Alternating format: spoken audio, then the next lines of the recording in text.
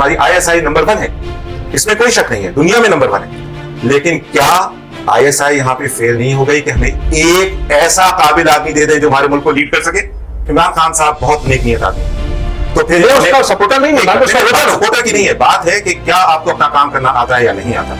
इनको आते ही एक काम फौरन करना चाहिए था कि नैब का जो कानून है प्ली बार्गेन का, उसे फौरन अबॉलिश करना चाहिए था, क्योंकि जिसने ये बनाया है कानून और जो इसको सपोर्ट कर रहा है अभी तक, वो इस मुल्क का वफादार नहीं है बल्कि वो चोर है। एक बात बताइए, 1 अरब रुपए की एक आदमी चोरी करता है, 2 करोड़ देके 20 करोड़ देके वो छूट जाता है, 80 करोड़ की चोरी आपने हलाल कर दी उसमें। इसका मतलब ये कि ये किसी चोर ने बनाया और गंदी जहनियत से बनाया। तमाम पाकिस्तानियों को कहता हूँ और गुजारिश करता हूँ, ये चोरी को हलाल करने वाला कानून अदलिया को हमारी चाहिए फौरन पहली दफा में इसको बंद किया जाए, क्योंकि इस तरह से चोरों को बहुत शय मिल रही है।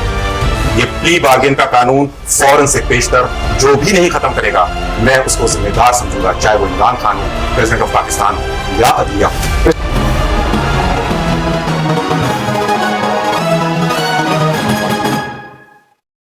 बिस्मिल्लाहिर्रहमानिर्रहीम। नाजरीन, मैं हूं आपका मेजबान मोहम्मद तहसीन अब्बासी। नाजरीन, आज के हमारे मेहमान हैं डॉक्टर सादिक अली। डॉक्टर सादिक अली साहब ने मास्टर्स किया है जर्मनी से और UK से PhD करके फारिग तहसील है। इन्होंने पाकिस्तान में जमहूरी निज़ाम के होते हुए एक इस्लामी सदारती निज़ाम की पिटीशन दायर की है। उस हवाले से हम इनसे आज गुफ्तगू करेंगे। क्या पाकिस्तान में ये मौजूदा जमहूरी निज़ाम नाकाम हो चुका है? क्या ये अवाम की जो मुंतखब नुमाइंदे हैं, ये अवाम को वो सहूलियात मुयसर नहीं कर सके, वो कानून साजी नहीं कर सके जो आप इस्लामी सदारती निज़ाम नाफिज करने के लिए जो पिटीशन आपने दायर की है? अस्सलाम डॉक्टर साहब। वालेकुम सलाम व रहमतुल्लाहि व बरकातहू। डॉक्टर साहब, आपने जो हमारी आला अदलिया में जो इस्लामी सदारती निज़ाम के हवाले से जो पिटीशन दायर की है, तो मैं सिर्फ आपसे ये पूछना चाहूँगा, क्या ये हमारा जमहूरी निज़ाम नाकाम हो चुका है? बिस्मिल्लाहिर्रहमानिर्रहीम। पहले तो मैं बहुत मशकूर हूँ आपका, आपने मुझे यहाँ अपने चैनल पे इनवाइट किया और इस बात की आपकी जस्तजू है कि जो हम कर रहे हैं इस मुल्क की बेहतरी के लिए वो आम लोगों तक पहुँचाया जाए हमारा पैगाम, और उस सिलसिले में आपकी एक काविश, इसको मैं काबिल तहसीन समझता हूँ। जो जमहूरी निज़ाम है उसके अंदर सबसे जो ज़रूरी चीज़ है वो लोगों के दरमियान अदल करना है। यानी उसका बुनियादी मकसद ये है कि आपका जो वोट है, लोगों को उनकी दहलीज तक इंसाफ पहुंचाना। ये दहलीज तक इंसाफ पहुंचाना बाद की बात है, क्योंकि जब तक मुंतखब नुमाइंदे लोगों के एतमाद से ना आए और वो इस काबिल ना हो कि वो ऐसे कवानीन बना सके जिनसे अदल उनकी दहलीज तक पहुंच सके, ये मुमकिन नहीं होगा। लिहाजा आप ये देखिए कि ऐसा भी हमारे यहाँ रहा है, ये इंतहाई शर्मनाक बात है कि ऐसे क्लिप्स और बातें जो हैं अदलिया की पुराने ज़माने में लीक आउट हुई कि जजेस पूछ रहे हैं इक़्तिदार में लोगों से कि भाई किसको कितनी सज़ा देनी है, जो कि इंतहाई मनफी चीज़ है। और मैं नहीं समझता कि अब हमारी अदलिया में कोई भी ऐसा शख्स है।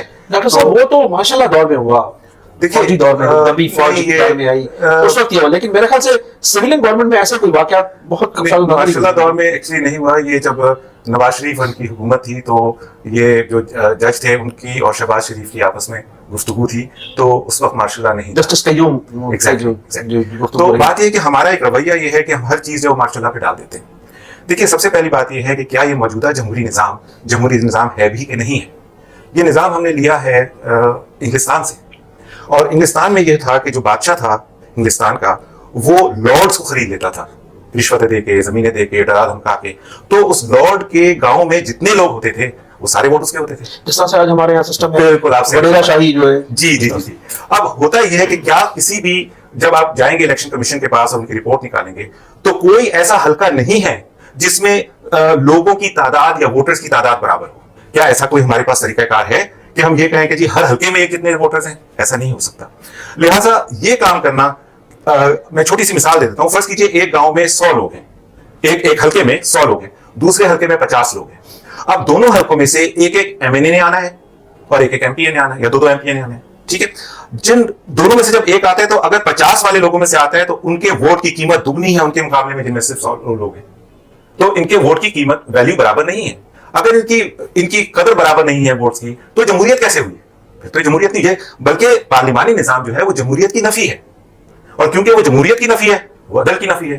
क्योंकि जब आपने ऑब्जेक्टिव्स रेजोल्यूशन या करारदाद मकासिद बनाई 1949 में जब पहली दफा बनाई गई, तो उसके अंदर चंद जरूरी चीजें اس کے اندر شامل کی گئی. ان میں سب سے پہلی بنیاد جو تھی آئین کی وہ تھی اللہ کی وحدانیت اور اس کی حاکمیت پوری کائنات پہ. اور اس کے اندر انہوں نے یہ لکھا کہ آپ کوئی بھی جو قانون بنائیں گے، یعنی آبجیکٹو ریزولوشن میں یہ تھا یا قرارداد مقاصد میں یہ تھا کہ جو بھی آئین ساز اسمبلی ہوگی جب وہ آئین بنائے گی تو اس کے اندر اس بات کو شامل رکھا جائے گا کہ کوئی بھی قانون الہیہ کے خلاف نہیں ہوگا. یہ سب سے پہلی چیز ہے. اب اللہ تعالیٰ یہ فرماتا ہے، لیکن دیکھیں اس جو آپ 1949 کی بات کر رہے ہیں اس سے تنگ آ کر بیزار ہو کر تو اس ملک کو 73 کا آئین دیا گیا تھا. اور اس 73 کے آئین میں وہ تمام جماعتیں موجود تھی جو مذہبی جماعتیں کہلاتی ہیں، جو مذہبی لیڈران تھے، جس میں ہمارے بڑے مشہور مفتی صاحب تھے، مولانا شاہ احمد نورانی صاحب تھے، مولانا نیازی صاحب تھے، یہ تمام علماء کرام موجود تھے. دیکھیے جہاں تک آپ علماء کرام کی بات کرتے ہیں تو محمد علی جناح کو تو علماء کرام نے کافر اعظم کا خطاب دیا تھا. وہ چند تھے نا، وہ جمعیت علماء ہند تھی. دیکھیے ہم کیا پرابلم کہاں پہ ہے، ہمارا مسئلہ یہ ہے کہ ہم اپنی تاریخ کو بالکل نہیں ٹٹولنا چاہتے. ہمیں پتہ ہونا چاہیے کہ کس نے پاکستان کی مخالفت کی اور کس نے نہیں کی. اور اسی چیز کو، کیونکہ جب تک بنیاد آپ کی صحیح نہیں ہوگی، جب کوئی زلزلہ آتا ہے تو جو انجینئرس کو بلایا جاتا ہے چیک کرتے ہیں اس کی بنیادیں ٹھیک ہیں کیا، اس کو اسی طرح رہنے دیں یا اس کو منزل کو گرا کے یا بلڈنگ کو گرا کے نہیں بنائیں. جن چیزوں کی آپ بات کر رہے ہیں اس کے اندر سب سے امپورٹنٹ چیز یہ تھی کہ قرارداد مقاصد کے اندر اللہ کی حاکمیت یا قرآن کی حاکمیت کا ذکر تھا. اس لیے کیونکہ ہم نے انگلستان سے یہ کہا تھا کہ ہندو اور ہم دو مختلف قومیں ہیں، اور ہم قائد اعظم کا بڑا مشہور فرمان ہے کہ ہندو جو ہے وہ گائے کی پوجا کرتا ہے، ہم گائے کو کھاتے ہیں، تو وہ اپنے مردے جلاتا ہے، ہم دفن کرتے ہیں. ہم واضح فرق ہے، ہم دو مختلف قومیں ہیں. اور ہمیں یہ ملک اس لیے علیحدہ چاہیے تھا، اس کی بنیادی وجہ یہ تھی کہ ہمارا اسٹانس یہ تھا کہ 800 سال ہم نے حکومت کی ہے اور انگریزوں نے حکومت ہم سے لی تھی، مسلمانوں سے، تو ہمیں جاتے ہوئے مسلمانوں کو دے کے جانا چاہیے تھا. لیکن کیونکہ یہ جو چاہتے تھے کہ جی انگلستان یہ چاہتا تھا کہ ہم کوئی ایسا کام کریں کہ جس کے اندر ہم سے یہ نہ پوچھیں، ہمیں انڈر ڈاگس کی طرح رکھے. لیکن ڈاکٹر صاحب 100 سال میں جب آپ یہ کہہ رہے ہیں کہ ان کو مسلمانوں کو حکومت دے کے جانی چاہیے تھی، 100 سال میں تو ہم اتنا پسماندہ ہو گیا تھا مسلمان، انگریزی نہیں پڑھنی ہے، تعلیم حاصل نہیں کرنی ہے، یا ہمارے علماء کرام نے اتنا ان لوگوں کو ڈرایا دھمکایا مسلمانوں کو. یہ تو سر سید احمد خان تھے جنہوں نے اس قوم کو جو ہے آگے بڑھایا کہ جب تک ہم انگریزی نہیں پڑھیں گے تو ہم آزادی حاصل نہیں کر سکتے، ترقی نہیں کر سکتے. تو پھر انگلینڈ کے لوگ یا انگریز ہمیں کیوں حکومت دے کر جاتے؟ دیکھیے پہلی بات تو یہ ہے کہ ہمیں اس بات کو نہیں بھولنا چاہیے کہ ہماری حکومت یا مسلمانوں کی حکومت اگر قائم تھی تو وہ اس بنیاد پہ قائم تھی کہ ہندو اور مسلمان کے معاملے میں کبھی تفریق نہیں کی جاتی تھی. جب عدل کی بات آتی تھی جو بھی جرم کرتا تھا اسے ملتی تھی. حضرت علی علیہ السلام کا فرمان ہے، حضرت علی کا قول بھی یہی ہے. بات یہ ہے کہ ہم اور آپ ہم یہی چاہتے ہیں کہ اس ملک کی بہتری ہو، اس کے لوگوں کی بہتری ہو. تو ظاہر ہے جو بات آپ کے دل میں ہے وہ بات میں، کیونکہ ہم سب اس تکلیف سے گزر رہے ہیں. 50 سال سے زیادہ ہو گیا ہے اس آئین کو دیے ہوئے، 73 کے آئین کو. اور میں اس کے اندر یہ نشاندہی کرنا چاہتا ہوں کہ جب میں کافی عرصے سے لکھ رہا تھا، سوچ رہا تھا، سن 2000 میں جب بلا سود نظام کے اوپر بات ہوئی تو میں نے پھر بلا سود نظام کے لیے لکھنا شروع کیا. اور میں فائنلی جب میں نے ماسٹرز کیا جرمنی سے انفراسٹرکچر پلاننگ میں، تو میں پی ایچ ڈی ریسرچ کے لیے I was research scientist German aerospace centre میں. انہوں نے مجھے بلا سود نظام کی تحقیق کے لیے انہوں نے ریسرچ سائنٹسٹ رکھا. تو میری ایک ریسرچ اس سلسلے میں بھی ہے. جو ضروری چیز ہے یہاں پہ بتانی وہ یہ ہے کہ جو 73 کا آئین ہے اس کے اندر ایک پریامبل شروع میں، آپ جب بھی آپ ویب سائٹ پہ جائیں گے یا آئین کو کھولیں گے تو دیباچہ یا پریامبل یا انٹروڈکشن، تو پریامبل کے نام پہ قرارداد مقاصد کو قائم رکھا ہوا ہے. جب آپ اس قرارداد مقاصد میں 5 بنیادی نقطے ہیں جن کے بغیر ان کے لفظ ساتھ قانون کے اندر انگریزی میں جب ہم قانون لکھتے ہیں تو اس میں جب آپ شیل کا لفظ استعمال کرتے ہیں تو اس کا مطلب ہے کہ اس کے علاوہ آپ کے پاس کوئی چوائس نہیں ہے، یہ واجب ہے کہ آپ کام کریں. تو جب وہ شیل کے ساتھ ایکوالٹی آتا ہے، جب شیل کے ساتھ جسٹس آتا ہے، جب شیل کے ساتھ لوگوں کی بہتری کے حوالے سے آتا ہے، جب شیل کے ساتھ یہ آتا ہے کہ اللہ کا قانون نافذ ہوگا، تو پھر آئین جو ہے وہ اسی مطابق ہونا چاہیے تھا. جبکہ 73 کے آئین کے اندر جو بے شمار فلاز ہیں وہ یہ ہے کہ تقریباً 56 آیتوں کی نفی ہے. اور میں جس چیز سب سے بڑی جو بات ہے اس میں شیل کا لفظ آیا ہے ڈیموکریسی کے ساتھ. اور آپ کو جیسے میں نے بیان کیا کہ پارلیمانی نظام تو ڈیموکریسی کی نفی ہے. جب آپ نے ایک بنیاد ہی غلط رکھی ہے. اچھا اس کی وجہ کیا تھی؟ پہلے ہمارے پاس صدارتی نظام تھا، بھٹو صاحب پہلے صدر تھے، اور ہاں دیکھیں نا یہ اتفاق کی بات یہ ہے کہ ہم جب بھی بات کرتے ہیں ماشاء اللہ کی اور ڈکٹیٹرز کی اور سب کی، تو حیرانی کی بات یہ ہے کہ کبھی کسی ڈکٹیٹر کی موجودگی میں ایسا نہیں ہوا کہ کوئی ادارہ نکلا ہو کہ ہماری تنخواہیں دو، ہمیں تنخواہیں نہیں مل رہی ہیں، جبکہ سیاستدانوں نے جب بھی حکومت سنبھالی ہے تو انہوں نے ان کی وہ تنخواہیں تک بھی دیتے تھے، چوری کر لیتے تھے.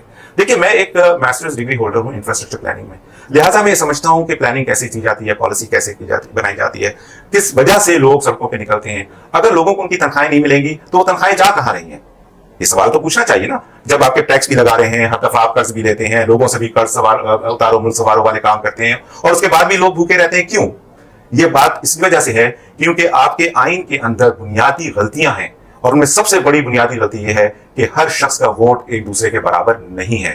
اور یہ کام اس لیے کیا گیا تھا کیونکہ جب صدارتی نظام تھا تو ہم ایک آدمی ایک ووٹ تھا، تو 2/3 اکثریت تو عوامی لیگ کو ملی تھی، اور بھٹو صاحب اس بات کو سمجھ گئے تھے کہ جب تک صدارتی نظام رہے گا اس وقت تک وہ کبھی بھی جیت نہیں سکتے، لہٰذا انہوں نے پارلیمانی نظام انٹروڈیوس کیا. اور یہ بات بھی ایک بڑی عجیب بات ہے. دیکھیے اللہ تعالیٰ کا ایک نظام ہے، جب ظلم ہوتا ہے یا جرم ہوتا ہے تو وہ ان لوگوں کو، ان گواہوں کو قائم رکھتا ہے، ان نشانیوں کو قائم رکھتا ہے کہ جو بتاتی ہیں کہ یہ غلطی ہوئی ہے. آج الحمدللہ ہمارے پاس احمد رضا قصوری صاحب وہ حیات ہیں، اللہ ان کا سایہ ہم پہ قائم رکھے. احمد رضا قصوری صاحب جو تھے وہ آج بھی جو آئین ساز اسمبلی تھی اس کا حصہ تھے، اور انہوں نے انکار کر دیا تھا آئین کا نہیں بنایا گیا ہے جس طرح قرارداد مقاصد میں تھا. لیکن کیا آج وہیں سے بھٹو صاحب سے اختلافات جی ہاں، میں ان کے سے جب میری ملاقات ہوئی تو قصوری صاحب کی ایک ٹانگ میں 2 گولیاں لگی ہوئی ہیں، ایک میں 18 حملے. انہوں نے جب میری بات ہوئی انہوں نے کہا 18 حملے مجھ پہ کرائے گئے.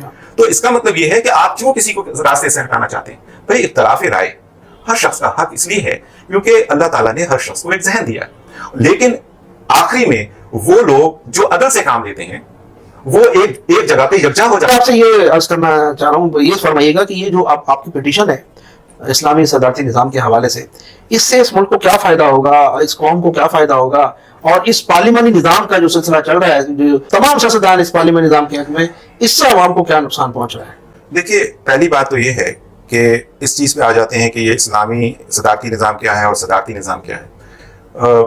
اگر آپ اس کو اللہ کے احکامات کے تحت چلائیں گے تو وہ اسلامی صدارتی نظام ہو جائے گا. آپ دیکھیے کہ رسول اللہ صلی اللہ علیہ وآلہ وسلم جو تھے وہ حاکم کل تھے، ٹھیک. اسی طرح سے آپ اس میں آ جائیے اگر پریزیڈنشل فارم آف گورنمنٹ میں، تو اس میں جو پریزیڈنٹ ہوتا ہے وہ اپنی ٹیم الیکٹ کرتا ہے، اور وہ ہمیشہ بہتر ہونا چاہیے. اللہ تعالیٰ کا نظام بھی یہی ہے. جمہوریت گو کہ اللہ کو پسند نہیں ہے، اس لیے کیونکہ جمہوریت سنت الہیہ نہیں ہے. جب اللہ تعالیٰ نے اس بات کا اظہار کیا کہ میں انسان کو خلیفہ بنانے والا ہوں، تو کم سے کم 4 فرشتوں کے نام تو ہم جانتے ہیں نا، اور انہوں نے فرشتوں نے یہ کہا کہ وہ جو فساد کرے گا، قتل و غارت کرے گا، تو یہ نیگیٹو ووٹ تھا. لیکن اللہ تعالیٰ نے یہ فرمایا کہ جو میں جانتا ہوں وہ تم نہیں جانتے. اس کا مطلب یہ ہے کہ اللہ تعالیٰ یہ فرما رہا ہے کہ جتنے بھی لوگ ہو جائیں اگر وہ پڑھے لکھے یا علم والے نہیں ہیں تو ان کے مقابلے میں ایک آدمی جو ہے جو علم والا ہے اس کو قیادت کا حق ہے. یہ سورہ بقرہ کے آخری رکوع میں طالوت اور جالوت کا جو واقعہ ہے اس میں اللہ تعالیٰ یہ فرماتا ہے کہ میں نے طالوت کو تم سب پہ علم اور جسم میں مصطفیٰ کیا ہے. تو سنت الہیہ قیادت کے لیے یہ ہے کہ جو بہترین آدمی ہو ملک کے اندر آپ اس کو قیادت دیں تاکہ وہ اپنے علم اور جرت کی وجہ سے عدل بھی کرے اور قوم کے لیے بہتر پالیسیز بنائے اور قوم کو کام سے لگائے. کیونکہ اگر آپ قوم کو کام نہیں دیں گے، جابس نہیں دیں گے، تو ایک انگریزی کا مقولہ ہے empty mind is a devil's workshop. تو بھوک تو سب کو لگتی ہے نا، اور نوکری نہیں ہوگی تو پھر وہ کس قسم کے کام کریں گے؟ ان کو ہم عام طور پہ جرائم کہتے ہیں. تو جرائم کو روکنے کے لیے سب سے بہترین چیز یہ ہے کہ لوگوں کو روزگار دیا جائے. روزگار کے لیے ضروری یہ ہے کہ میرٹ ہو. بھائی آپ جرنلزم سے تعلق رکھتے ہیں، اگر آپ کی جگہ کوئی اور شخص بٹھا دیا جائے جس کو جرنلزم نہیں آتی تو اس ادارے کا کیا بنے گا؟ تو ہر شخص جس کام میں بہترین ہوتا ہے اس آدمی کو وہاں پہ بہترین طریقے سے وہاں پہ اس کام کی قیادت دی جاتی ہے تاکہ وہ بہترین. اب پارلیمانی نظام میں جیسے میں نے عرض کیا کہ 50 سال تقریباً ہمیں ہو گئے. دیکھیں 73 کا آئین ہے نا، 73 اب 73 کے اندر جنگیں لڑنے کے بعد ہماری اکانومی 3rd اسٹرانگیسٹ اکانومی تھی ورلڈ کے اندر. تقریباً 3-4 روپے کا ڈالر تھا، 3.5 روپے کا ڈالر تھا. 73 میں تو ہمارے پاس کہیں ویزا ہی نہیں تھا پوری دنیا کا، آزاد ویزا تھا. آزاد ویزا تھا. اب ہوا یہ کہ یہ جنگ لڑنے کے بعد کہہ رہا ہوں، ہمارا ایک حصہ ہم سے کٹ جانے کے بعد کی بات کر رہا ہوں. جب یہ ہوا اور ہمیں اس وقت بھی 12 روپے کا تھا سر. 81 میں بھی شاید 81 کی بات نہ کریں نا، ابھی تو ہم 73 کی بات کر رہے ہیں جب 3.5 روپے کا ڈالر تھا. جب انڈسٹری نیشنلائز کی تقریباً 10 روپے کا ایک رات میں فرق پڑ گیا. ٹھیک ہے، اس کے بعد آپ ویب سائٹ پہ چلے جائیے اور دیکھیے کہ ہمارے روپے کی قیمت مسلسل 50 سال سے گر رہی ہے. کیا یہ کافی نہیں ہونا چاہیے ہمارے سرکردہ لوگوں کو جو سیاست میں اس وقت ہیں اور پارلیمانی نظام کی بڑی تعریف کرتے ہیں کہ 50 سال کے اندر وہ یہ نہیں دیکھ رہے کہ وجہ نہیں تلاش کر رہے کہ یہ کیوں گر رہا ہے؟ لیکن ہر وقت اس کو گراؤ، اس کی حکومت گراؤ، اس کی حکومت گراؤ. ان کا مقصد کیا ہے یہ مجھے نہیں پتا، سوائے اس کے کہ مجھے ذاتی مفادات نظر آتے ہیں. اگر ان میں سے کسی ایک کو بھی پرواہ ہوتی، دیکھیے میں آج یہاں پہ آ کے جب میں نے یہ 2017 میں ایک پیپر لکھا، محمد علی جناح کا Pakistan, a professional approach to good governance. اس کا مطلب یہ ہے کہ آپ پروفیشنل لوگوں کو جو ہے وہ حکومت دیجیے. پروفیشنل لوگوں کی خاصیت کیا ہوتی ہے؟ میں ایک انجینئر ہوں لہٰذا اس کے متعلق بات کر سکتا ہوں. ہم جب کوئی کام کرتے ہیں تو اپنے کام کی گارنٹی دیتے ہیں. اگر یہ سڑک ٹوٹ جائے گی تو ہم اپنے کاسٹ کے اوپر اسے ٹھیک کریں گے. یہ انجینئرس کی روش ہوتی ہے. ہمارا ایک ٹیکنیکل آدمی جو سب سے لوور لیول پہ ہے وہ بچہ ہے جو سائیکل کا پنچر لگاتا ہے. اس کے اندر بھی پروفیشنل ایتھکس اور موریلٹی ہے کہ اگر اس کا پنچ لگایا پنچر کھل جائے تو اور اسے دوبارہ لگانا پڑے وہ اس کے پیسے ہی نہیں لیتا. میں یہ چاہتا ہوں کہ وہ لوگ جو اپنے آپ کو پروفیشنل پولیٹیشینز کہتے ہیں ان کو تو بہت قابل ہونا چاہیے، گارنٹی دینی چاہیے. ہم ملک کو اتنے سالوں میں یہاں ایشین ٹائگر بنا دیں گے، لیکن بدقسمتی سے وہ سب کرپٹ لوگ ہیں مبینہ طور پر. یہی تو میں آپ سے عرض کر رہا ہوں کہ جب میں نے سارا یہ ڈیٹا دیکھا تو 2017 میں مجھے یہ ریسرچ لکھنی پڑی، کیونکہ میرا ملک ہے، میرے لوگ جب تکلیف میں ہوتے ہیں تو مجھے بھی تکلیف ہوتی ہے. جب میرا روپیہ دیکھیے اس کی آسان سی مثال دے دیتا ہوں. جب میں انگلستان گیا یہاں سے روپے لے کے تو میں نے ان سے کہا جی آپ کو میں 1000 روپے دے رہا ہوں، آپ 1000 پاؤنڈ دے دیں. انہوں نے کہا ہم 1000 پاؤنڈ آپ کو نہیں دے سکتے، ہم 1 پاؤنڈ کے بدلے میں آپ کو صرف 200 روپے آپ دیں گے تو ہم 1 پاؤنڈ دیں گے. تو میں نے کہا یہ باقی 199 روپے کا ہے. انہوں نے کہا وہ آپ کا سیاستدان ہے نا، وہ آپ کے نام پہ لے گیا ہے. اس سے زیادہ بہتر میں مثال آپ کو نہیں دے سکتا.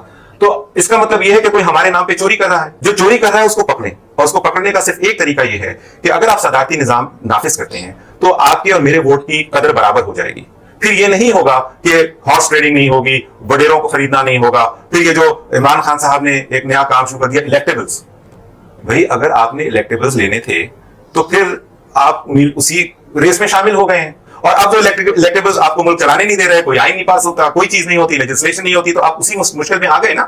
تو بہترین طریقہ یہ تھا کہ جیسے ہی ان کو میں نے خط لکھا تھا اور میں نے انہیں عرض کیا کہ دیکھیے یہ ریسرچ ہے، میں پاکستان کی بہتری کے لیے ہر قسم کی مدد کرنے کو تیار ہوں. مجھے کوئی عہدہ نہیں چاہیے، کچھ نہیں چاہیے. میں صرف یہ چاہتا ہوں کہ پاکستان کے لوگوں کو کام ملے اور رزق ملے، خوشحالی ہے. کیونکہ آئین کے اندر پریمبل میں خوشحالی لکھی ہوئی ہے کہ ایسے لوگوں کو لے کر آؤ جو ملک میں خوشحالی لائیں. اتنے سالوں سے ان لوگوں کو ہم دیکھ رہے ہیں، ان میں سے کون ہمارے ملک کے لیے خوشحالی لائے. اب آپ کو کس حد تک امید ہے کہ آپ اپنے کامیاب ہو جائیں گے؟ پیوستہ رہے شجر سے امیدیں باہر رکھ.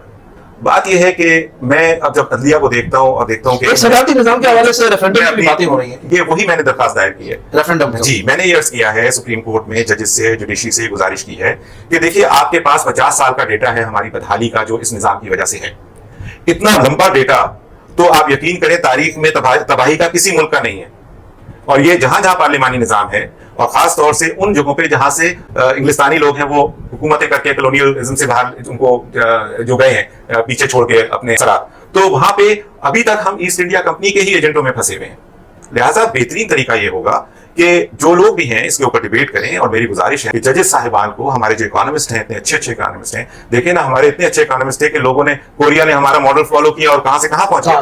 لیکن ہم ایگزیکٹلی اس کی معیشت کی جی تو میری گزارش بس اتنی سی ہے کہ دیکھیں جو ہو گیا سو ہو گیا.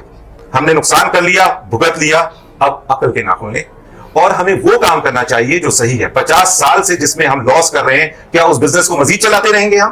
تو یہ ہمیں اب ختم کرنا چاہیے. اور میں اس پروگرام کی وساطت سے اپنے پاکستانیوں کو اور سب لوگوں کو جو یہ میری بات سن رہے ہیں، میرا مقصد کوئی اقتدار نہیں ہے، میرا مقصد کوئی حکومت نہیں ہے، کچھ نہیں ہے. میرا مقصد صرف اتنا ہے کہ لوگوں کو عدل ملے، عدل کی بنیاد پہ لوگ سلیکٹ ہوتے ہیں. جوڈیشل اکیڈمی ہو. دیکھیے آج آرمی ہماری اتنی زبردست کیوں ہے؟ کیونکہ وہ ایک اکیڈمی ہے. ہم ایک بچہ لیتے ہیں میٹرک کے بعد، اس کو گروم کرتے ہیں، اسے سکھاتے ہیں، تمیز سکھاتے ہیں، اسے علم دیتے ہیں، اس کو اس مقام پہ لے کر آتے ہیں کہ دنیا کی تمام طاقتیں مل کے ہماری فوج کو، ہماری ISI کو نہیں ہرا سکی. اور اس میں فخر محسوس کرتا ہوں کہ آج اگر ہم سکون سے اپنے گھروں میں سوتے ہیں تو ہماری آرمی ڈیفنس فورسز، دیکھیں نا ہماری ایئر فورس شان ہے، ہمارا تاج ہے. اور نہیں، میں یہاں پہ ایک بات ضروری یہ سمجھتا ہوں کہ ہماری ISI نمبر 1 ہے، اس میں کوئی شک نہیں ہے، دنیا میں نمبر 1 ہے. لیکن کیا ISI یہاں پہ فیل نہیں ہو گئی کہ ہمیں ایک ایسا قابل آدمی دے دیں جو ہمارے ملک کو لیڈ کر سکے؟ سر میں تو ڈاکٹر صاحب یہ دیکھتا ہوں کہ یہاں بڑے میں آپ تھوڑا سا آگے چلتا ہوں. آپ یہ دیکھیں کہ جو لیبیا میں کیا حشر ہوا مسلمانوں کا، یمن میں اور اردن میں، تو یہ وہاں اس لیے حالات ایسے ہوئے، مسلمان مارے گئے کہ ان کی فورسز کمزور تھی. پھر میں براعظم ایشیا کی طرف آتا ہوں کہ جب بہادر شاہ ظفر کے دور میں ایسٹ انڈیا کمپنی آئی تو اس وقت بھی ہماری فوجیں کمزور ہو چکی تھی. اور جب تک ہماری براعظم ایشیا کی فوج مضبوط تھی تو مسلمانوں نے 500 سال حکومت کی اور یہ اس وقت رچ کنٹری تھی ہندوستان. اب یہ لوگ جو ہمارے سیاستدان ہیں بڑے بڑے بنگلوں میں بیٹھ کر ایئر کنڈیشن کمروں میں بیٹھ کر فوج کے خلاف تو بڑی باتیں کرتے ہیں فوج کے خلاف. لیکن میں ایک اور میں آپ کو تجزیہ میں نے ایک تمام جو پوری دنیا میں جہاں جہاں بھی جدید فوج موجود ہے وہاں کا میں نے بجٹ دیکھے ہیں, ان کے ملکوں کے میں نے بجٹ کو اسٹڈی کیا ہے, تو ہماری جو فوج ہے اس کے پاس تو ان کا 50% بھی بجٹ نہیں ہے. لیکن اس کے باوجود بھی ہماری جو فوج کا کردار ہے سرحدوں پر, جو ہماری محافظ ہیں, اس قوم کے محافظ ہیں, میں ان کو سلام کرتا ہوں. لیکن اس کے بعد ہمارے جو سیاستدان ہیں, جو آج کل جو ماحول بنا ہوا ہے, جو کھڑا ہوتا ہے وہ فوج کے خلاف, جو ناراض ہوتا ہے وہ فوج کو گالیاں دیتا ہے, جنرلوں کو گالیاں دیتا ہے. دیکھیے وہاں کب تک چلے گا؟ دیکھیے میڈیا مینجمنٹ, یہ پروپیگنڈا جو ہے نا وہ ایک باقاعدہ سائنس ہے. اس کے پس پردہ بھی کچھ عوامل ہیں, اس کے بالکل عوامل ہیں. آپ صحیح فرما رہے ہیں. جب آپ فرماتے ہیں کہ بہادر شاہ ظفر کے زمانے میں فوج کمزور ہو گئی تو ہمیں دیکھنا یہ ہوگا کہ فوج کر کیا رہی تھی. سب سے ضروری چیز ہے. مسئلہ یہ ہے کہ ہمیں اس بات کو سمجھنا ہے کہ جہاں جہاں ہماری کمزوری ہے ہمیں اسے دور کرنا چاہیے. ہماری کمزوری فوج میں نہیں ہے. الحمدللہ ہم نے ہر محاذ پہ جنگ لڑی ہے. ہماری ایئر فورس ہے, نیوی ہے, آرمی ہے, وہ انہوں نے یہ ثابت کیا. دیکھیں دنیا میں کہیں پر بھی جدید فوج ہے. میں ایک لوگ شاید کسی غلط فہمی کا شکار ہیں. یہ جو سیاستدان ہے نا یہ ایک پپٹ ہوتا ہے. پیچھے پالیسی جو ہوتی ہے وہ ملک کی وہ ایجنسیز بناتی ہیں کہ ہمیں فلاں فلاں چیزوں میں خطرہ ہے اور ہم چاہتے یہ ہیں کہ ہم فوج نہ استعمال کریں بلکہ ہم خوبصورت طریقے سے ان مسائل کو حل کریں تاکہ دنیا میں ہمیں کسی سے جھگڑا نہ کرنا پڑے اور ہم طاقتور رہیں. اس چیز کے پیش نظر انٹیلیجنس ایجنسیز جو ہوتی ہیں وہ یہ بتاتی ہیں کہ فلاں ملک کے اندر یہ سازش چل رہی ہے ہمارے ملک کے خلاف, فلاں جگہ پہ یہ سازش چل رہی ہے ہمارے ملک کے خلاف, اس کے لیے ہم چاہتے ہیں کہ آپ اتنے پیسے فلاں چیز کے لیے دے دیں تاکہ ہم اس کے لیے اس کا سدباب کر سکیں. دنیا کے کوئی ملک, میں اس ملک کی بات کر رہا ہوں جو طاقتور ملک ہیں, دنیا کا کوئی ایسا ملک نہیں ہے جس کو انٹیلیجنس ایجنسیز نہیں چلاتی. سیاستدان تو ایک فیس سیونگ کا طریقہ ہے, کیونکہ ہٹلر جو تھا اور اسی طرح جاپنیز جو تھے وہ بہت مشہور تھے کہ وہ جنگیں کرتے تھے اور فوج چڑھائی کر دیتی تھی. تو پھر ایک طریقہ ہوا کہ نہیں جی آپ جنگیں نہ کریں. انہوں نے کہا اچھا جنگیں نہیں کریں تو کیا کریں. انہوں نے کہا اچھا جنرلز کو جو ہے یا فوجیوں کو جو ہے وہ پیچھے بیک گراؤنڈ میں لے جائیں, ان کی جگہ منتخب نمائندے لے کر آئیں. لیکن منتخب نمائندے بھی ایسے لانے کو تو نہیں کہا نا کہ چور ہوں, چکے ہوں, بد کردار ہوں. منتخب نمائندے صدارتی نظام میں بہتر طریقے سے آ سکتے ہیں کیونکہ اس کے اندر نہ وڈیرائزم ہوگا, نہ پارٹی بازی ہوگی, نہ اس کے اندر قومیت ہوگی, سارا کوالٹی بہترین ہوگی. اس کا طریقہ بھی میں نے اپنے ریسرچ پیپر میں لکھا ہے. آپ اس اسلامی صدارتی نظام سے پر امید ہیں؟ میں اس لیے پر امید ہوں کیونکہ میں تحقیق کرتا ہوں اور تحقیق کر کے میں اس تجزیے پہ پہنچا ہوں کہ سوائے اس کے کہ ملک کے اندر صدارتی نظام ایک بہترین حل ہے, اور نہ صرف یہ ہے کہ بہترین حل ہے اس حوالے سے, لیکن جب اس صدر کو الیکشن کمیشن کو کیا کرنا چاہیے. الیکشن کمیشن کو بالکل ایسے ہی کہ جی ایک جاب ویکنسی جیسے ہوتی ہے, سی ای او آف اے کنٹری, اس کی سچویشن ویکنٹ ہے لیٹ سپوز, تو ہم کہیں کہ جی اس کو کم سے کم پی ایچ ڈی یا ماسٹرز ہونا چاہیے, اس نے دنیا میں کوئی ایسا کام کیا ہو جس کو لوگ پہچانتے ہوں اور اس کی عزت کرتے ہوں, وہ علم والا ہو, سمجھ والا ہو, اس میں جرت ہو صحیح بات کرنے کی, پلاننگ کر سکتا ہو, کردار ہو. اس وقت یہ جو کوالٹی آپ بتا رہے ہیں وہ تمام کوالٹیز جو ہے اس وقت عمران خان میں موجود ہیں. ہمارے سیاستدانوں میں, تمام سیاستدانوں میں اگر آپ دیکھیں تو ایسی کوئی کوالٹی کسی میں موجود نہیں. عمران خان کو میں نے لیٹر لکھا تھا, میں دوبارہ انہیں لکھ رہا ہوں اور ریسرچ پیپر بھیج رہا ہوں. دیکھیے عمران خان صاحب جو ہیں اگر ان کے اندر یہ بات ہوتی تو وہ کبھی بھی الیکٹیبلز کے پیچھے نہ جاتے. مراد سعید کو کون جانتا تھا؟ دیکھیے میرا کہنے کا مطلب یہ ہے ہم لوگ عجیب سے لوگ ہیں کہ ہم پرسنالٹیز کی پرستش کرتے ہیں. یہ بتائیے کہ جب سے عمران خان صاحب تشریف لائے ہیں اس وقت سے ملک کی معاشیات کا کیا حال ہے. اب لوگ کہیں گے جی خراب تو پیچھے والے کر گئے تھے تو یہ کیا کرے. اچھا یہ تو کر سکتے تھے نا کہ جو بہترین مائنڈز ہیں دنیا بھر میں ان کو بلاتے, ان سے کہتے ہیں ہمیں کیا پالیسی بنانی چاہیے. کچھ نہ کرتے صدارتی نظام کے اوپر. اب آپ نے یہ بات چھڑی ہے عمران خان کی, میں کیوں یہ کہہ رہا ہوں کہ اگر عمران خان کو 50 سال کا ڈیٹا تباہی کا نظر نہیں آیا اور انہوں نے جا کے پریزیڈنٹ کو کہتے کہ جناب میں ریکویسٹ کر رہا ہوں کہ آپ صدارتی نظام کے لیے ریفرینڈم کرا لیجیے, یہ زیادہ بہتر ہوتا بنسبت 2.5 سال برباد کرنے. ڈاکٹر صاحب دیکھیں یہ جو 2.5 سال گزرے, حکومتوں کا 1 سال تو ہنی مون ہوتا ہے, ہنی مون پیریڈ ہوتا ہے, وہ اپنی معاملات کو طے کر رہے ہوتے ہیں. اس کے بعد یہ جو کووڈ-19 آیا اس میں 1 سال تو ہمارا اس میں گزر گیا. پھر اگر آپ دیکھیے تو معاشی طور پر تھوڑی سی اچھی خبریں ہیں, جس طرح سے ٹیکسٹائل کے شعبے میں ہم لوگ کافی آگے آ گئے ہیں. میں اس میں تاجروں سے بھی یہ بات کرتا رہا ہوں, اس میں بڑی اچھی خبریں ہمارے لیے.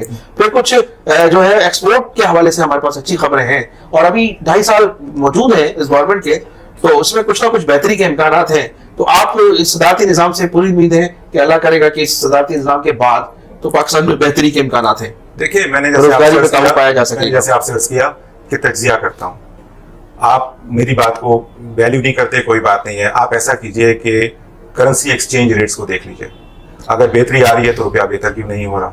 ठीक है, ये बातें अपनी जगह पे डॉलर ठीक तो है। नीचे आया है, डॉलर में फर्क पड़ा है कुछ। देखिए, अगर अच्छा चलें, इमरान खान साहब बहुत नेक नियत आदमी है, तो फिर ये उसका सपोर्टर नहीं है, ना उसका वोटर हो। सपोर्टर की नहीं है, बात है कि क्या आपको अपना काम करना आता है या नहीं आता।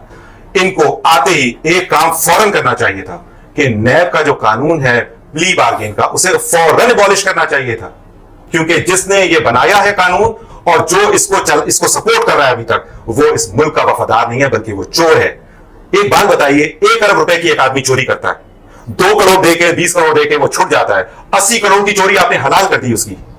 इसका मतलब यह कि ये किसी चोर ने बनाया और गंदी जहनियत से बनाया कि हम ऐसे चोरी करेंगे और उसको फिर कानून के कवर दे देंगे। नैब ने अभी तक इस कानून को एबॉलिश क्यों नहीं किया? और मैं इस प्रोग्राम की वसातत से तमाम पाकिस्तानियों को कहता हूं और गुजारिश करता हूं, ये चोरी को हलाल करने वाला कानून अदलिया को हमारी चाहिए फौरन पहली दफा में इसको बंद किया जाए, क्योंकि इस तरह से चोरों को बहुत शय मिल रही है। लोग चोरी करते हैं, करोड़ों रुपए बैंक से लेते हैं, चोरी करके भाग जाते हैं, आप थोड़े से चंद लाख रुपए दे के अपने आप को वाइट करा लेते हैं और आप फिर अगले इलेक्शन में आ जाते हैं मुंह साफ करके। ये कानून चोरी को, चोर को सपोर्ट करने के लिए बनाया गया है, नैब का कानून। ये प्ली बार्गेन का कानून फौरन से पेशतर जो भी नहीं खत्म करेगा, मैं उसको जिम्मेदार समझूंगा, चाहे वो इमरान खान हो, प्रेसिडेंट ऑफ पाकिस्तान हो या अदलिया हो। अदलिया अच्छी तरह समझती है और इसीलिए गालिबन साहब ने ये कहा था कि प्ली बार्गेन जो है वो बंद करें, ये नहीं होना चाहिए। बात यह है कि क्यों ये इस बात की, सिर्फ इसी बात को ले लीजिए, मैं कहता हूं इमरान खान साहब बहुत जबरदस्त आदमी है, मान लेते हैं, इस कानून को कल खत्म कर दें तो मैं उनको सपोर्ट करूंगा। इसलिए चाहता हूं मैं आपको जरा सा अपडेट दे दूं। 28 को जमा कराई थी अगस्त को, फिर 2 दिसंबर को उसकी हियरिंग हुई है हमारी।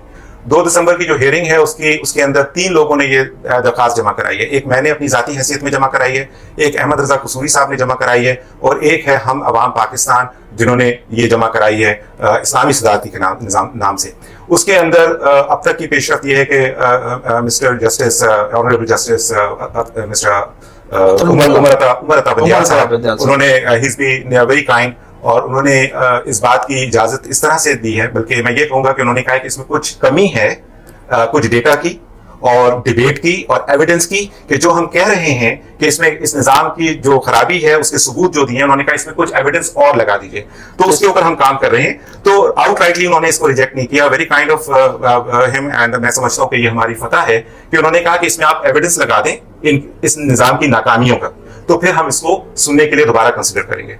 तो अब हम तीनों लोग जो हैं, हम अवाम पाकिस्तान और अहमद रजा कसूरी साहब और मैं, हम इसके लिए डेटा इकट्ठा करके मजीद एविडेंस इकट्ठा करें ताकि जब हम सुप्रीम कोर्ट में जमा कराएं तो रिक्वायरमेंट सुप्रीम कोर्ट की पूरी हो जाए और वो फिर हमारे लिए, इस कौम के लिए जो है वो फैसला करने में उनके लिए भी आसानी हो जाए। और हमारी गुजारिश ये है कि आप रेफरेंडम कराएं, और रेफरेंडम कराने का हुक्म हमारी अदलिया इस तरह से दे सकती है कि जो करारदाद मकासद थी उसके अंदर अदलिया को आजाद रहना था, यानी फैसले करने में आजाद हो। अब जब अदलिया के सामने ये 50 साल का नुकसान का डेटा रखा जाता है तो वो फैसला करने में उनको आसानी बिल्कुल आसानी होगी। तो अब मौजूदा आइन के तहत ये है कि इमरान खान साहब को जाना पड़ेगा असेंबली में दोबारा कि जी आप ये रेजोल्यूशन पास कर दें कि क्या हम रेफरेंडम करवाएं सदारती निजाम के लिए।